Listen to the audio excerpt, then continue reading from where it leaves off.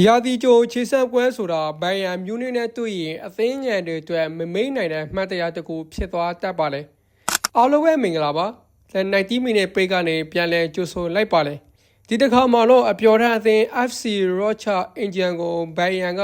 15-0နဲ့အနိုင်ယူခဲ့ပါတယ်ဒါပေမဲ့ထူးခြားတာကပြီးခဲ့တဲ့နှစ်တော့ကဒီအသင်းကိုပဲ29-0နဲ့နိုင်ခဲ့ဖူးတာကြောင့်ဒီနှစ်ရလာကတော့တက်တာသွားတယ်လို့ပြောလို့ရပါတယ်ဘိုင်ယန်ကတော့ပြိုင်ဘက်ဘယ်သူဖြစ်ဖြစ်ဒိုင်လူကြီးပွဲသိခရာမမှုတ်မချင်းကိုသွင်းဖို့ပဲအာယုံစိုက်ပါတယ်ရာသီမစခင်လူငယ်ကစားသမားတွေအသင်းကြီးကစားသမားတွေအားလုံးဟာနေရာရဖို့အပြိုင်ကြိုးစားကြတာမို့ပြိုင်ဘက်အသင်းအတွက်တော့မိနစ်90စလုံး PR အပြည့်နဲ့ရေးဆိုင်ရတဲ့ပွဲတစ်ပွဲဖြစ်သွားတာပါ